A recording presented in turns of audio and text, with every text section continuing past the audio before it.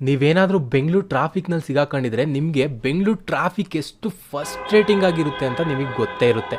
ಆ ಟ್ರಾಫಿಕ್ ಸಿಗ್ನಲಲ್ಲಿ ಅವರ್ಗಟ್ಲೆ ನಿಂತ್ಕೊಂಡು ಹೋಗೋದು, ಪೋಮ್ ಪೋಮ್ ಅಂತ ಆರನ್ ಮಾಡ್ತಾ ಇರೋದು, ಹೊಗೆ ಡಸ್ಟು, ಆಹಾ ನಿಮ್ಗೆ ನೆನೆಸ್ಕೊಂಡ್ರೇ ಇಲ್ಲೇ ಗೊತ್ತಾಗುತ್ತೆ ಯಾವ ರೀತಿ ಅದು ಫಸ್ಟ್ರೇಟಿಂಗ್ ಅಂತ.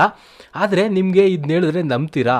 ಈ ಟ್ರಾಫಿಕ್ ಸಮಸ್ಯೆನ ಸಾಲ್ವ್ ಮಾಡೋದಕ್ಕೆ ಒಂದು ಗೌರ್ಮೆಂಟ್ ಹತ್ರ ಮಾಸ್ಟರ್ ಪ್ಲ್ಯಾನ್ ಇದೆ, ಗೇಮ್ ಚೇಂಜರ್ ಪ್ರಾಜೆಕ್ಟ್ ಅಂತಲೇ ಹೇಳ್ಬೋದು. ಅದೇ ಪೆರಿಫೆರಲ್ ರಿಂಗ್ ರೋಡ್ ಪ್ರಾಜೆಕ್ಟ್. ಈ ಪ್ರಾಜೆಕ್ಟು 2 ಫೇಸಲ್ಲಿದೆ, peripheral 1, peripheral 2. Hey every, welcome back to Mohan diaries info. Bengaluru peripheral ring ರೋಡ್ನ ಪಾರ್ಟ್ 2 ವಿಡಿಯೋ ಇದಾಗಿದೆ. Bengaluru peripheral ring road PRR ಅಂತಲೂ ಕರೀತಾರೆ. ಇದು 2 ಫೇಸಲ್ಲಿ ಆಗ್ತಾಯಿದೆ, PRR 1, PRR 2. PRR 1 ಬಂದ್ಬಿಟ್ಟು ಮಾದನಾಯಕನಹಳ್ಳಿಯಿಂದ ಹೊಸೂರ್ಗೆ ಹೋಗಿ ಹಾಗೆ ಒಂದು ರೌಂಡ್ ಹಾಕಿ ಪೆರಿಫೆರಲ್ ರಿಂಗ್ ರೋಡ್ ಕನೆಕ್ಟ್ ಆಗುತ್ತೆ. ಮತ್ತು ಅದೇ ಮಾದನಾಯಕನಹಳ್ಳಿಯಿಂದ ರೈಟ್ ಸೈಡಿಗೆ ಹೋಗಿ ಬನ್ನೇರುಘಟ್ಟಗೆ ಹೋಗಿ ಮತ್ತೆ ಅದು ಹೊಸೂರು ರೋಡ್ಗೆ ಕನೆಕ್ಟ್ ಆಗುತ್ತೆ. ಟೋಟಲಾಗಿ ಒಂದು ಸರ್ಕ್ಯುಲರ್ ಶೇಪಾಗಿ ಈ ಪೆರಿಫೆರಲ್ ರಿಂಗ್ ರೋಡ್ ಇದೆ. Total PRR 1, PRR 2. PRR 1 ಏನಿದೆಯಲ್ಲ ಅದರಲ್ಲಿ ಯಾವುದೇ ಸಮಸ್ಯೆನೂ ಇಲ್ಲ. ಅದು ಏನಿದೆ ಫಸ್ಟಿಂದನೂ ಲ್ಯಾಂಡ್ ಅಕ್ವಸಿಷನ್ನು ಎಲ್ಲನೂ ಟ್ರ್ಯಾಕ್ ಮಾಡಿದೆ ಗೌರ್ಮೆಂಟು, ಎಲ್ಲನೂ ಫ್ರೀಸ್ ಮಾಡಿ ಇಟ್ಕೊಂಡಿದೆ. ಆದರೆ PRR 2 ಇದೆಯಲ್ಲ, ಬಂದ ಸರ್ಕಾರ ಫಸ್ಟು PRR 2 ಕೂಡ ಆವಾಗಲೇ 2005 ಟೈಮು ಆವಾಗಲೇ ಅನೌನ್ಸ್ ಆಗಿತ್ತು. ಆದರೆ ಅದಾದಮೇಲೆ ಬಂದ ಸರ್ಕಾರಗಳು ಇದು ಫೀಸೇಬಲ್ ಇಲ್ಲ, ಇಲ್ಲಿ ಏನು ಅಂದರೆ ಓವರ್ ಬಜೆಟ್ ಆಗುತ್ತೆ ಅಂದ್ಬಿಟ್ಟು ಅದನ್ನು ರಿಜೆಕ್ಟ್ ಮಾಡಿದರು. BJP ಸರ್ಕಾರ ಮಾಡಿತ್ತು ಪ್ರಿಸೈಸಾಗಿ ಹೇಳಬೇಕು ಅಂದರೆ. ಅದಾದಮೇಲೆ ಬಂದ ಬೇರೆ ಸರ್ಕಾರ, ಈಗ ಕಾಂಗ್ರೆಸ್ ಬಂದಿದೆ. ಕಾಂಗ್ರೆಸ್ ಏನು ಹೇಳ್ತಾ ಇದೆ ಅಂದರೆ, ಮುಂದೆ ಗ್ರೇಟರ್ ಬೆಂಗಳೂರು ಇದೆಯಲ್ಲ, ನಮ್ಮ DCM ಅವ್ರೇನು ಹೇಳ್ತಾ ಇದ್ದಾರೆ ಅಂದರೆ, ಗ್ರೇಟರ್ ಬೆಂಗಳೂರು ಏನೀಗ ಬೆಂಗಳೂರನ್ನ ಡೆವಲಪ್ ಮಾಡ್ತಾ ಇದ್ದಾರೆ, ಎಕ್ಸ್ಪ್ಯಾಂಡ್ ಮಾಡ್ತಾ ಇದ್ದಾರೆ, ಆವಾಗ ರೋಡ್ ಕನೆಕ್ಟಿವಿಟಿ ಏನಿದೆಯಲ್ಲ ಅದು ಕೂಡ ಇದೇ ಥರ ಸಮಸ್ಯೆ ಆಗಬಾರ್ದು, ಮುಂದೆ ಬಂದು ಏನೀಗ ಹಳೆ ಬೆಂಗಳೂರಿಗಿದೆಯೋ ಆ ಥರ ಸಮಸ್ಯೆಗಳು ಬರಬಾರ್ದು ಅಂತ ಹೇಳಿ PRR 2 ಕೂಡ ಇರಲಿ, ಆ ಥರ ಸಮಸ್ಯೆ ಬರ್ದಂಗೆ ಬೆಟರ್ ಕನೆಕ್ಟಿವಿಟಿ ಕೊಡೋಣ ಬೆಂಗಳೂರಿಗೆ, ಮತ್ತು ಡೆವಲಪ್ಮೆಂಟ್ನು ಹಾಗೆ ಮಾಡೋಣ ಅಂತ ಇದ್ದಾರೆ.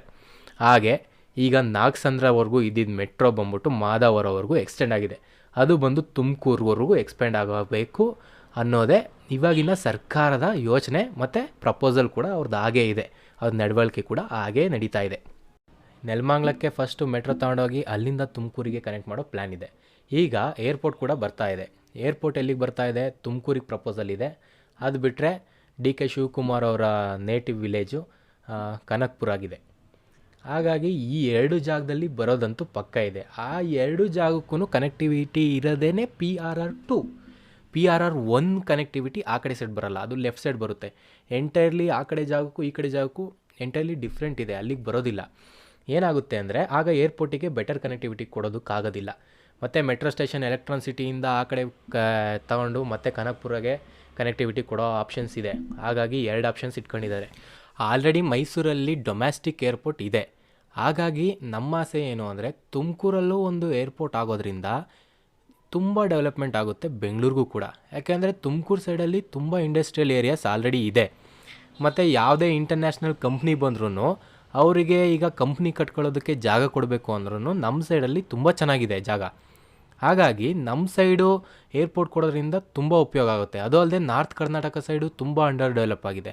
ತುಮಕೂರಿಗೆ ಏರ್ಪೋರ್ಟ್ ಕೊಟ್ಟರೆ ಅದು ಕೂಡ ಡೆವಲಪ್ ಆಗುತ್ತೆ.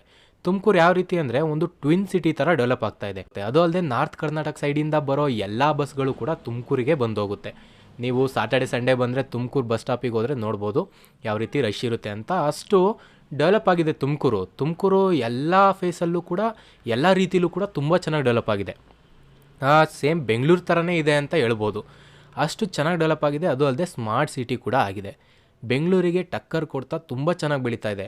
ತುಮಕೂರಲ್ಲಿ ಇರೋ ಇಂಡಸ್ಟ್ರಿಯಲ್ ಏರಿಯಾ ಏನಿದೆಯಲ್ಲ ಅಷ್ಟೇ ಎಫಿಷಿಯೆಂಟ್ ಆಗಿದೆ. ದಾವಸ್ಪೇಟೆ ಆಗ್ಬೋದು, ಎಲ್ಲ ಕಡೆ ಸೈಡಲ್ಲೂ ತುಮಕೂರು ಸೈಡಲ್ಲಿ ತುಂಬ ಚೆನ್ನಾಗಿ ಡೆವಲಪ್ ಆಗಿದೆ.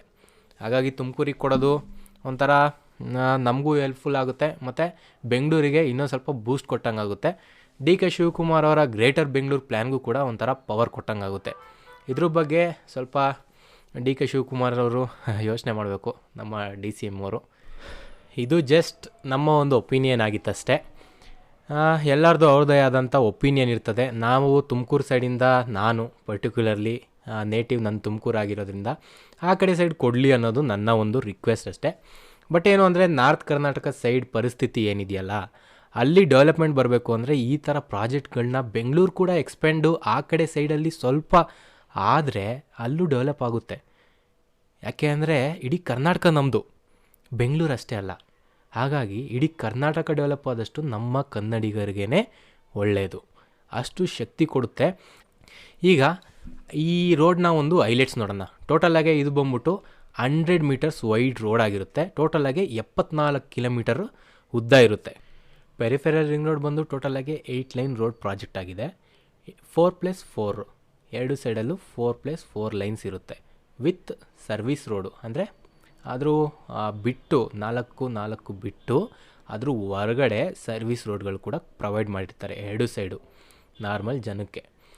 ಮತ್ತು ಇದು ಟೋಟಲಾಗೆ 21,000 ಕೋಟಿ ಮ್ಯಾಸಿವ್ ಬಜೆಟ್ನ ರೋಡ್ ಪ್ರಾಜೆಕ್ಟ್ ಆಗಿದೆ. ಇದರಲ್ಲಿ PPP ಮಾಡೆಲ್ನ ಅಳವಡಿಸ್ಕೊಳ್ತಾ ಇದೆ BDA.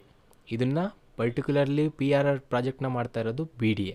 ಇದರಲ್ಲಿ ಪಬ್ಲಿಕ್ ಪ್ರೈವೇಟ್ ಪಾರ್ಟ್ನರ್ಶಿಪ್ ಅನ್ನೋ ಒಂದು ಮಾಡೆಲ್ನ ಯೂಸ್ ಮಾಡಿಕೊಂಡು ಮಾಡ್ತಾ ಇದ್ದಾರೆ. ಯಾವ ರೀತಿ ಅಂದರೆ, ಈಗ ಜಮೀನು ಇರ್ತದೆ, ಆ ಜಮೀನನ್ನ ಅಕ್ವೈರ್ ಮಾಡ್ಕೊಳ್ಳುತ್ತೆ. ಅದರಲ್ಲಿ 60-40 ರೇಷಿಯೋದಲ್ಲಿ ಸೈಟ್ನ ಹಂಚ್ತಾರೆ. 60% ಗೌರ್ಮೆಂಟ್ಗೆ ಹೋಗುತ್ತೆ, 40% ಜನಕ್ಕೆ ಸಿಗುತ್ತೆ. ಅಂದರೆ ಅದೇ ಡೆವಲಪ್ ಆಗಿರೋ ಲೇಔಟಲ್ಲಿ 40% ಸೈಟ್ನ ಈಗ ಜಮೀನು ಓನರಿಗೆ ಕೊಡ್ತಾರೆ. ಆ 40% ಸೈಟ್ ಏನಿದೆಯಲ್ಲ, ಅದು ಆ ಪ್ರಾಪರ್ಟಿಗಿಂತನೂ ಅವ್ರ ಜಮೀನು ಇರುತ್ತಲ್ಲ ಅದಕ್ಕಿಂತನೂ ಡಬಲ್ ರೇಟ್ಗೆ ಹೋಗುತ್ತೆ. ವಿತ್ 80 ಫೀಟ್ ರೋಡ್ ಇರುತ್ತೆ, ಪಾರ್ಕ್ ಇರುತ್ತೆ, ಮತ್ತು ನೀರು ಫೆಸಿಲಿಟಿ ಇರುತ್ತೆ, ಡ್ರೈನೇಜ್ ಫೆಸಿಲಿಟಿ ಇರುತ್ತೆ, ಎಲ್ಲ ಫೆಸಿಲಿಟೀಸು ಆ ಲೇಔಟಲ್ಲಿ ಇರುತ್ತೆ. ಹಾಗಾಗಿ ಜಮೀನು ಓನರ್ಸ್ಗಳಿಗೆ ಇದರಲ್ಲಿ ಯಾವುದೇ ಲಾಸು ಇಲ್ಲ. ಇದರಲ್ಲಿ ಮೇಯ್ನಾಗೆ ಲಾಸು ಅಂತ ಬರೋದು ಅಂದರೆ, ಯಾರು ಈ ಪ್ರಾಪರ್ಟಿಗಳಲ್ಲಿ ತಗೊಂಡು ಮನೆ ಕಟ್ಟಿರ್ತಾರಲ್ಲ, ರೆವೆನ್ಯೂ ಸೈಟ್ಗಳು ತಗೊಂಡಿರ್ತಾರಲ್ಲ, ಅವ್ರಿಗೆ ಸಿಕ್ಕಾಬಟ್ಟೆ ಪ್ರಾಬ್ಲಮ್ಮು. ನೀವು ಒಂದು ಅರ್ಥ ಮಾಡ್ಕೊಳ್ಳಿ, ರೆವೆನ್ಯೂ ಸೈಟ್ ಬಂದ್ಬಿಟ್ಟು ಇಲ್ಲಿಗಲ್ ಸೈಟ್ಸ್ ಅಂತಾರೆ ಇವನ್ನ. ಅದಕ್ಕೆ ಯಾವುದೇ ಪೇಪರು ಕೂಡ ನೀವು ಕೋರ್ಟಲ್ಲಿ ಹೋಗಿ ಏನೂ ಮಾಡ್ಕೊಳಕ್ಕಾಗಲ್ಲ. ಕೋರ್ಟ್ಗೆ ಹೋಗಿ ನೀವು ಇದು ರೆವೆನ್ಯೂ ಸೈಟ್ ಅಂತ ಕೊಟ್ಟರೆ ಕೋರ್ಟು ಅದನ್ನ ಎಕ್ಸೆಪ್ಟ್ ಮಾಡಲ್ಲ. ನೀವು ಅದರಲ್ಲಿ ಕೇಸ್ ಫೈಲ್ ಮಾಡೋಕ್ಕಾಗಲ್ಲ, ಏನೂ ಮಾಡೋಕ್ಕಾಗಲ್ಲ. ಆ ಥರ ದುಷ್ಪರಿಸ್ಥಿತಿ ರೆವೆನ್ಯೂ ಸೈಟ್ದು. ಇದರಲ್ಲಿ ಸರ್ಕಾರ ಏನು ಮಾಡಬೇಕು ಅಂದರೆ, ಜನರ ಒಂದು ಫೈನಾನ್ಷಿಯಲ್ ಪರಿಸ್ಥಿತಿನ ತಲೆಯಲ್ಲಿಟ್ಕೊಂಡು ರೆವೆನ್ಯೂ ಸೈಟ್ ತಗೊಳ್ಳೋದು ಬಡವರೇ. ಆಲ್ಮೋಸ್ಟು ಸಾಹುಕಾರರಾಗಿದ್ದರೆ ಅವ್ರು ಏಕಾತ ತಗೊಳ್ಳೋರು. ಅಷ್ಟು ರಿಸ್ಕ್ ತಾಳ್ತಾ ಇದ್ದಾರೆ ಅಂದರೆ ಅವರು ಬಡ ಜನತೆನೇ ಆಗಿರ್ತಾರೆ. ಅಂಥವ್ರಿಗೆ ಮೋಸ ಆಗ್ದಂಗೆ ಅವರು ಸೈಟ್ಗಳನ್ನ ಕೊಡೋದಾಗಿರ್ಬೋದು, ಅವ್ರ ಮನೆ ಕಟ್ಟಿರೋದಕ್ಕೆ ಅದಕ್ಕೊಂದು ಸ್ವಲ್ಪ ಪರಿಹಾರ ಕೊಡೋದಾಗಿರ್ಬೋದು, ಈ ಥರ ಒಂದು ನಿರ್ಧಾರ ತಗೋಬೇಕು. ಹೌದು, ನಮಗೂ ಅರ್ಥ ಆಗುತ್ತೆ. ಈಗ ಯಾವ ರೀತಿ ಅಂದರೆ, ಸರ್ಕಾರದ ಹತ್ರ ಬಜೆಟ್ ಇಲ್ಲ, ಈ ರೋಡ್ ಕನ್ಸ್ಟ್ರಕ್ಟ್ ಮಾಡೋದಕ್ಕೇ PPP ಮಾಡೆಲ್ನ ಹಾಕ್ಕೊಂಡು ಅದಕ್ಕೆ 108 ಪ್ರಾಬ್ಲಮ್ಸ್ಗಳನ್ನ ಫೇಸ್ ಮಾಡಿಕೊಂಡು ಈ ಪ್ರಾಜೆಕ್ಟ್ನ ಮಾಡ್ತಾವ್ರೆ. ಆದ್ರೂ ಅಲ್ಲಿ ಜನರು, ನಮ್ಮ ಜನರಿಗೆ ಮೋಸ ಆಗ್ದಂಗೆ ಮಾಡಬೇಕಾಗಿರೋ ಕರ್ತವ್ಯ ಸರ್ಕಾರದ್ದಿರುತ್ತೆ. ಜನರಿಂದ ಸರ್ಕಾರನೇ ಬಿಟ್ಟರೆ ಸರ್ಕಾರದಿಂದ ಜನ ಇರೋದಿಲ್ಲ. ನೀವು ಪ್ರಜೆಗಳೇ ಪ್ರಭುಗಳು ಪ್ರಜಾಪ್ರಭುತ್ವದಲ್ಲಿ. ಪ್ರಜೆಗಳಿಗೆ ಮೋಸ ಆದಮೇಲೆ ಇನ್ನು ಸರ್ಕಾರ ಇದ್ರೇನು ಬಂತು, ಹೋದ್ರೇನು ಬಂತು ಅಲ್ವಾ? ಅವರು ಎಷ್ಟು ಕಷ್ಟಪಟ್ಟು ಮನೆ ಕಟ್ಟಿರ್ತಾರೆ, ಅದಕ್ಕೆ ಒಂದೊಂದು ರೂಪಾಯಿ ಕುಡಿಕಿ, ಒಂದೊಂದು ಹೊತ್ತು ಊಟ ಮಾಡ್ದಂಗೆ ಅವರು ಕುಡಿಕಿರ್ತಾರೆ. ಹಾಗಾಗಿ ಯಾರಿಗೂ ಮೋಸ ಆಗ್ದಂಗೆ ಇದನ್ನು ಮಾಡಬೇಕು. ಈ ರೋಡ್ ಪ್ರಾಜೆಕ್ಟ್ ಬರಬೇಕು. ನಾವು ಯಾವತ್ತಿದ್ರೂ ಡೆವಲಪ್ಮೆಂಟ್ ಪರವಾಗೇ ಇರ್ತೀವಿ. ಆದರೆ ನಮ್ಮ ಜನರು ಅವ್ರ ಕಷ್ಟನ ನಾವೇ ಅರ್ಥ ಮಾಡ್ಕೊಳ್ಳಿಲ್ಲ ಅಂದರೆ ಇದಕ್ಕೆ ಇನ್ನು ಯಾರು ಬರ್ತಾರೆ? ಹಾಗಾಗಿ ನ್ಯೂಸ್ ಚಾನಲ್ಸು ಕೂಡ ಇದನ್ನು ಸ್ವಲ್ಪ ಕವರ್ ಮಾಡಿ ಜನಕ್ಕೆ ನ್ಯಾಯ ತಲುಪಿಸ್ಕೊಡ್ಬೇಕು. ಇದಾಗಿತ್ತು ಆ ರೋಡ್ ಪ್ರಾಜೆಕ್ಟ್ನ ಡೀಟೇಲ್ಸ್. ಈಗ ಆ ರೋಡ್ ಪ್ರಾಜೆಕ್ಟ್ನ ಸರ್ವೆ ನಂಬರ್ ವೈಸು ಯಾವ ರೀತಿ ಹೋಗುತ್ತೆ ಅನ್ನೋದನ್ನ ತಿಳ್ಕೊಳ್ಳೋಣ ಬನ್ನಿ.